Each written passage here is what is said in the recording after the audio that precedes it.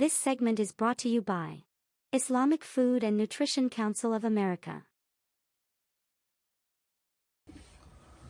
الحمد لله وكفى وسلام على عباده الذين اصطفى خصوصا على سيد المرسلين خاتم الأنبياء وعلى كمل أتباعه من الصديقين والصالحين والشهداء.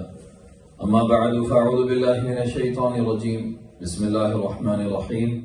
قال الله تعالى عز وجل في كلامه المبين: أعوذ بالله من الشيطان الرجيم وأقيموا الصلاة وآتوا الزكاة.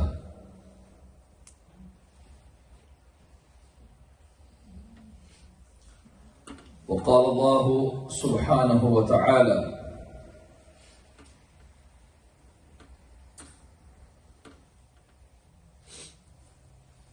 وأقيموا الصلاة وآتوا الزكاة وما تقدموا لأنفسكم من خير تجدوه عند الله إن الله بما تعملون بصير. وقال عز وجل: والمقيمين الصلاة والمؤتون الزكاة والمؤمنون بالله واليوم الآخر أولئك سنؤتهم أجرا عظيما. صدق الله العظيم. إن الله وملائكته يصلون على النبي يا أيها الذين آمنوا صلوا عليه وسلموا تسليما. اللهم صل على سيدنا شفيعنا حبيبنا مولانا محمد وعلى آل سيدنا ونبينا ومولانا محمد. اللہ سبحانہ وتعالی کا شکر ہے، ماہ سیام ماہ رمضان المقدس کے تیسرے جمعہ سے ہم فیضیاب ہو رہے ہیں۔ آمد رمضان اور اس کی برکتیں، عشرہ رحمت، عشرہ مغفرت سے متعلق ہم نے کچھ فرمودات اور ارشادات سماعت کیے۔ آج کے اس مختصر سے وقت میں، چونکہ ڈے لائٹ سیونگ سے قبل یا اوقات تبدیل ہونے سے پہلے کا یہ ہمارا آخری جمعہ ہے، جو بھی 10-12 منٹ کی گفتگو رہے گی، آج ہم انفاق فی سبیل اللہ اور زکوٰۃ کے حوالے سے چند احادیث طیبہ اور چند آیات انشاءاللہ ہم سماعت کریں گے۔ اسلام کے ارکان میں سے ایک رکن رکین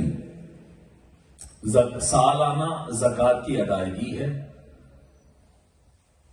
اسلام کی بنیاد 5 ستونوں پر ہے: توحید و رسالت کا اقرار، نماز، روزہ، زکوٰۃ اور حج ہے۔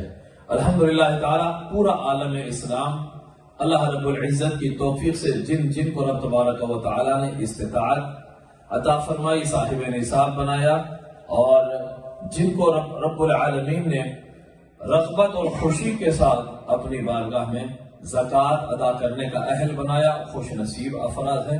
تو ملین، بلین، ٹریلین ڈالرز نہ جانے کتنی وہ رقم ہوگی، پوری امت سالانہ جو ٹرانزیکشن کرتی ہے صرف رب تبارک و تعالی کے حکم پر، صرف اللہ کی رضا کی خاطر، جو اللہ نے فریضہ عائد کیا ہے، بندگان خدا اپنے اموال کی زکوٰۃ ادا کرتے ہیں، اپنے مستحق اور غریب بھائیوں کو حکم کے مطابق اللہ کے وہ ایک کثیر رقم اپنے مال کے صرف اللہ کے حکم پر ادا کرتے ہیں، جو کہ دنیا کی ساری قوموں میں ایک بے مثال طریقہ ہے جو اللہ اور اس کے رسول صلی اللہ علیہ وآلہ وسلم نے اس امت پر یہ فریضہ پہنچایا اور فریضہ عائد کیا ہے۔ حق سبحانہ وتعالی نے فرمایا سورہ بقرہ میں: وَأَقِیمُوا الصَّلَاةَ وَآتُوا الزَّکَاةَ، اور نماز قائم کرو، زکوٰۃ ادا کرو، وَارْكَعُوا مَعَ الرَّاكِعِينَ، اور رکوع کرنے والوں کے ساتھ مل کر رکوع کر لیا کرو۔ اور سورہ بقرہ ہی میں فرمایا نماز قائم کرو، زکوٰۃ دو، وَمَا تُقَدِّمُوا لِأَنفُسِكُم مِّن خَيْرٍ، تم آگے جو بھی نیکی بھیج رہے ہو، تَجِدُوهُ عِندَ اللَّهِ، اسے اللہ کے پاس پالو گے۔ یعنی جو تم نے نیکی کی ہے، کار خیر کیا، وہ مٹ گیا نہیں، وہ بھلا دیا گیا نہیں ہے، بلکہ وہ سیف ہے اللہ کے پاس۔ جب تم جاؤ گے تو اللہ کے پاس وہ تمہاری نیکیاں استقبال کرے گی۔ ان اللہ بما تعملون، تم جو کر رہے ہو اللہ دیکھ رہا ہے۔ اللہ سبحانہ و تعالی پل پل کی نہ صرف خبر رکھے ہوئے تمہاری ہر نیکی کو، اللہ تمہارے ہر عمل کو براہ راست ملاحظہ فرما رہا ہے۔ اور جہاں تک معاملہ ہے انفاق کا، خرچ کرنے کا، جیب سے کچھ نکالنے کا، یہ اصلی نیکی ہے۔ ایک نیکی وہ ہے جو نماز پڑھ رہے ہیں، تقویٰ ہے دل میں، حرام سے خود کو بچا رہے ہیں، یہ بھی نیکی ہے، عبادتوں میں شامل ہے، مگر اس کے ساتھ نیکی کا درجہ اس وقت تک نہیں مل سکتا جب تک کہ اپنا مال اللہ کی راہ میں خرچ نہ کیا جائے۔ یہ بھی نکالنا ہے، اس چونکہ مال کی ایک ضرورت ہے، دنیا بھی اس سے وابستہ ہے۔ نماز پڑھنے میں کچھ خرچ ہو رہا ہے نہیں، صرف وقت جا رہا ہے ہمارا، تسبیح پڑھنے میں، دعائیں کرنے میں وقت جا رہا ہے، یہ جب تک کنٹینیو خدا کی راہ میں نہیں دیں گے تو محبت کامل نہیں ہوگی۔ سورہ بقرہ ہی میں اللہ تبارک و تعالیٰ فرماتے ہیں لَيْسَ الْبِرُّ أَن تُوَلُّوا وُجُوهَكُمْ قِبَلَ الْمَشْرِقِ وَالْمَغْرِبِ، یہ تمہارا چہرہ مشرق یا مغرب کی طرف رخ کرنا یہی اصلی نیکی نہیں ہے۔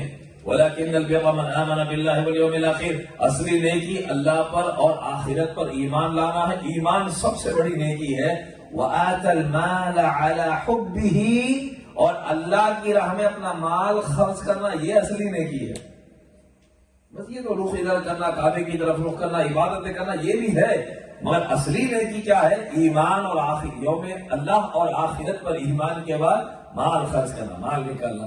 یہ جو مال کی محبت ہے دل میں اس قدر جاگوزی ہو جاتی ہے، ذرا ذرا سے بہانے پہ ہاتھ رک جاتا ہے، نہیں یہ نہیں، اس سے بہتر اور کام بھی ہے، دوسرا ہونا چاہیے، یہ کہ یہ مستحق میں بار بار لوگ آ جاتے ہیں لینے کے لیے، ان سے زیادہ مستحق فلاں ہے وہاں دینا چاہیے، یا پھر کچھ اس طرح سے کہ نہیں یہ صحیح لوگ نہیں ہے، یہ افراد درست نہیں ہے، اگر یہاں تک جائے کسی نہ کسی طرح سے۔ الشیطان یعدکم الفقر ویأمرکم بالفحشاء، شیطان کیا کرتا ہے؟ ڈراتا ہے، ارے بھائی اور بھی کام ہے تم کو، دوسری جگہ بھی خرچ کر سکتے، شیطان روکتا مت خرچ کرو مت خرچ کرو، پھر آدمی بخالت کا شکار ہو جاتا ہے اور نیکی کی اعلیٰ منزل سے وہ محروم رہ جاتا ہے۔ اسی لیے رب نے فرمایا وَلَكِنَّ الْبِرَّ مَنْ آمَنَ بِاللَّهِ وَالْيَوْمِ الْآخِرِ وَآتَى الْمَالَ عَلَى حُبِّهِ، اللہ کی محبت میں مال خرچ کرنا یہ اصلی نیکی ہے۔ اللہ پر، آخرت پر، ملائکہ پر، نبیوں پر اور کتابوں پر ایمان رکھنا، ایمانیات کا ذکر فرمایا، اس کے بعد اللہ کی محبت میں مال خرچ کرنا، ذوی القربہ رشتہ داروں پر، والیتامى یتیموں پر، والمساکین اور غریبوں پر، وابن السبیل اور مسافروں پر، والسائلین وفی الرقاب اور مانگنے والے سائلوں پر، ضرورت مندوں پر، اور لوگوں غلاموں کو آزاد کرانے پر۔ پھر واقام الصلاۃ وآتى الزکاۃ، اس کے بعد فرمایا نماز قائم کرنا، زکوٰۃ دینا۔ ایمان اور ایمانیات کے بعد مال خرچ کرنے کا ذکر ہے، اس کے بعد نماز اور زکوٰۃ کا ذکر ہے، فرائض کا ذکر بعد میں، ایمانیات کے ساتھ انفاق فی سبیل اللہ کو رب نے ایمانیات کے بعد بیان فرمایا۔ والکتاب والنبیین ولکن البر من آمن باللہ والیوم الآخر والملائکۃ والکتاب والنبیین وآتى المال علی حبہ، تو اس سے اندازہ لگایا جا سکتا ہے خدا تک پہنچنا صرف سجدوں ہی کے ساتھ نہیں، بلکہ سجدوں کی ٹرین میں انفاق فی سبیل اللہ کا انجن بھی لگانا چاہیے۔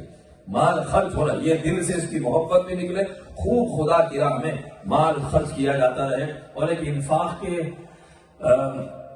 ذریعے سے حق سبحانہ و تعالیٰ نے صحابہ میں فرق فرمایا۔ لا يستوي منكم من انفق من قبل الفتح وقاتل اولئک اعظم درجہ، فرمایا کہ فتح مکہ سے پہلے جن لوگوں نے انفاق کیا، اسلام پہ خرچ کیا، ہماری راہ میں خرچ کیا، اسٹرگل کیا جن لوگوں نے، کب؟ مشکل حالات میں، فتح مکہ سے پہلے۔ لا يستوي منكم من انفق من قبل الفتح وقاتل، اے بعد والے مسلمانوں، حدیبیہ کے بعد چونکہ امن آ گیا تھا، صلح حدیبیہ ہوئی، حدیبیہ تک کا جو سفر تھا اسلام کا بڑا دشوار کن اور بڑا امتحانوں سے بھرا تھا۔ حدیبیہ میں صلح ہو گئی، صرف ان کی کنڈیشنز پر نبی نے مسلمانوں میں سے بعض کو سمجھ میں نہیں آیا کہ ہم حق پر ہوتے ہوئے کیوں ان کی بات کو مان رہے ہیں، مگر پیغمبر اسلام صلی اللہ علیہ وآلہ وسلم نے اس معاہدے کی زنجیروں میں کافروں کو جکڑ دیا اور اسلامک ایکٹیویٹیز میں وہ حائل ہونے سے دور رہے، اور یہ 2 سال جو امن کے رہے، جنگ نہیں ہوئی، حملہ نہیں ہوا، مدینے پر چڑھائی نہیں ہوئی، ان 2 سالوں میں جو فرق ہوا ہے، سبحان اللہ سبحان اللہ، پچھلے 11 سال میں اتنے لوگوں نے اسلام قبول نہیں کیا تھا، 2 امن کے سالوں میں اتنے لوگوں نے اسلام قبول کیا، پھر مکہ فتح ہو گیا۔ تو اس بات کے دوست، یہ جو صلح حدیبیہ کے بعد جن لوگوں نے کلمہ پڑھا ہے، یہاں جنگیں نہیں ہیں، آزمائشیں نہیں تھی، پہلے مشکل وقت میں جنہوں نے خرچ کیا اسلام پر، اللہ نے ان کے بارے میں فرمایا اے بعد کے مسلمانوں تم ان کے برابر نہیں ہو سکتے۔ لا یستوی منکم من انفق من قبل الفتح، فتح مکہ سے پہلے جنہوں نے تکلیفیں اٹھائی ہے، جنہوں نے دین کی راہ میں نکل کر اپنا مال خرچ کیا ہے، وہ لوگ اولئک اعظم درجہ، ہائی لیول ہیں، وہ اعلیٰ صف والے ہیں، وہ اونچا مقام رکھنے والے ہیں۔ تو پتا چلا کہ تقوی والے ادھر بھی ہیں، تقوی والے ادھر بھی ہیں، نمازی ادھر بھی ہیں، نمازی ادھر بھی ہیں، اللہ پر ایمان رکھنے والے ادھر بھی ہیں، اللہ پر ایمان رکھنے والے ادھر بھی ہیں، مگر یہ دونوں سیم نہیں ہیں۔ جو خرچ کرنے والے ہوتے ہیں وہ اعلیٰ درجے والے ہوتے ہیں، جو اللہ کی راہ میں خرچ کرتے ہیں، اپنے دل سے مال کی محبت کو نکالتے ہیں، وہ بندے اعلیٰ ہوتے ہیں۔ اب ہم کہیں گے کہ میں نے سال میں اتنی بڑی رقم زکوٰۃ کی نکال دی ہے، تو کیا اس کے بعد بھی مجھے کچھ خرچ کرنا ہے؟ یس، سرکار مدینہ صلی اللہ علیہ وآلہ وسلم نے فرمایا ان فی المال لحقا سوى الزکاۃ، مال میں زکوٰۃ کے علاوہ بھی حق ہے اسے اللہ کی راہ میں خرچ کرنا ہے۔ سائلین، مانگنے والے آئیں ان پر، جو نہیں مانگتے حکم یہ بھی ہے، کچھ قرآن میں رب نے فرمایا کچھ بندے وہ ہیں والمحروم کا لفظ آیا ہے کہ بظاہر وہ کسی سے سوال نہیں کرتے، ان کی بے نیازی کو دیکھ کر لوگ تم سے تمنگر سمجھتے ہو یا ان کو ویل سیٹل سمجھتے ہو، ان کا بھی حق ہے جو لوگوں سے مانگتے نہیں ہے۔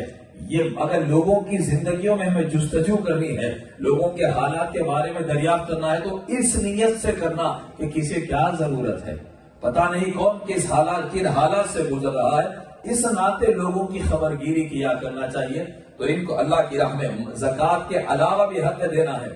ماہ رمضان، ماہ سیام، سرکار مدینہ صلی اللہ تعالی علیہ وآلہ وسلم، میرا آقا تو دنیا میں سب سے بڑا سخی ہے، سب سے بڑا داتا ہے، اللہ کے خزانوں سے لے کر حضور ظاہری اور چھپی ہوئی نعمتیں مخلوق میں تقسیم فرمانے والے ہیں۔ سال بھر عطائیں میرے سرکار کی عام ہوتی، مگر جب رمضان شریف آ جاتا اطلق کل اسیر، ہر قیدی کو آزاد فرما دیتے، واعطى کل سائل، اور ہر مانگنے والے کو حضور عطا فرماتے، اتنا دیتے اتنا دیتے اتنا دیتے۔ صحابہ کہتے ہیں کہ رمضان میں میرے آقا اس قدر عطا فرماتے کہ تیز چلنے والی ہواؤں سے زیادہ حضور کا ہاتھ عطا کرتے رہتا تھا۔ رمضان آیا تو دینا، رب نے ایسی گھڑیاں عطا فرمائی ہے، یہ ایسے دن اور ایسی راتوں سے ہم گزر رہے ہیں جس کی ہم کو قدر نہیں ہے۔ حضور فرماتے اگر میری امت کو پتا چل جائے رمضان کیا ہے تو میری امت تمنا کرے گی کہ کاش 12 مہینوں کا رمضان ہو جائے۔ ہمیں قدر نہیں ہے اس کی، ہمیں اس کی قدر ہونی چاہیے، اور رمضان میں ایک روزے کا شکرانہ ہونا۔ آج کا قیام اللیل ہو گیا، آج جو ہے یہ دعائیں ہوئی، آج کی گھڑیاں عبادت میں گزری ہیں، ہر روزے کا شکرانہ ادا ہونا چاہیے، جس قدر ہو سکے اللہ کی راہ میں زیادہ سے زیادہ مال عطا کرے، جس زکوٰۃ کے ذریعے سے، رشتہ داروں کو انفاق کے ذریعے سے، پھر دین کی تبلیغ کے لیے، مساجد کے قیام کے لیے، مدارس، خانقاہیں، مسافر خانے، ہر نیکی کے کام میں جہاں جہاں خرچ کیا جا سکتا ہے اللہ کی راہ میں زیادہ سے زیادہ اس ماہ میں ہمیں خرچ کرنا ہے۔ اور بہتر طریقہ وہ ہے کہ جس طرح سے لوگ تنہا خرچ کریں گے، ہم اگر اکیلے ہوں گے ایک محدود معاملہ ہوگا، جہاں تک ہو سکے اپنی فیملی، اپنے خاندان کو یونائٹ کر کے اگر ہم رقم ایک جگہ جمع کرتے ہیں، لوگوں کو جمع کرنا دنیا کا سب سے مشکل ترین کام ہے آج کے زمانے میں، اتحاد پیدا کرنا بڑا دشوار کن ہے۔ جن خاندانوں میں، جن قبیلوں میں، جن سوسائٹیز میں یہ جو سلسلہ ہے، لوگ جہاں اپنا مالیہ اکٹھا کر کے کرتے ہیں، وہ کچھ بڑے کارنامے کرتے ہیں، وہ کچھ بڑا کام کیا کرتے ہیں۔ جہاں انڈیویجول کسی نے دیا کسی نے نہیں دیا، بے ترتیبی جہاں پر ہے، تو یہ نظام وہاں پر بڑا کمزور نظر آتا ہے۔ غالباً مسلمانوں میں ماشاءاللہ ایک بوہرا کمیٹی ہے اور میمن کمیٹی ہمارے پاس، یہ پورے لوگ ایک جگہ اپنا مالیہ جمع کرتے ہیں، اس میں کئی لوگوں کا فیوچر بناتے ہیں، ان پر کنڈیشنز لگائی جاتی ہے کہ جب آپ اچھے اسٹیبل ہو جائیں گے تو پھر آپ بھی کسی کی مدد کرنا ہے۔ پچھلے سال کچھ اسٹوڈنٹس، مجھے خوشی ہوئی اس سال کہ دیوان پر کچھ اسٹوڈنٹس تھے، پچھلے سال ہم لوگوں نے ہیلپ کی تھی، اللہ کی توفیق سے اللہ نے ہیلپ کی تھی کہ بھائی ان کے پاس جاب نہیں ہے ابھی ابھی آئے ہیں، ان کی ہیلپ کریں، تو سب لوگوں نے مل کر کیا. اس سال 1 سال کے اندر ماشاءاللہ وہ بچہ اور اس کے 3-4 ساتھیوں نے مل کر افطار کا 1 دن کا ارینجمنٹ لیا. $800 ان لوگوں نے خرچ کیے ہیں. تو کسی کی مدد بھی ہو اور مدد لی بھی جائے تو اس نیت سے کہ جب مجھے اللہ تعالیٰ مستحکم کر دے گا، میں قابل بنوں گا، تو اسے وہ سوسائٹیز جو کام کرتی ہیں مالیہ اکٹھا کر کے یہ کرنا بھی ایک بہترین طریقہ ہے. اللہ تعالیٰ ہمیں وَتَعَاوَنُوا عَلَى الْبِرِّ وَالتَّقْوَىٰ کے تحت ایک دوسرے کا تعاون کر کے نیکیوں میں جمع ہو کر ایک جماعت کی شکل میں امت کے بہتر سے بہتر نفع کے لیے کام کرنے کی توفیق عطا فرمائے. وصلی اللہ تعالی علی خیر خلقہ سیدنا محمد وآلہ وصحبہ وبارک وسلم اجمعین والحمد للہ رب العالمین. والسلام علیکم ورحمۃ اللہ وبرکاتہ.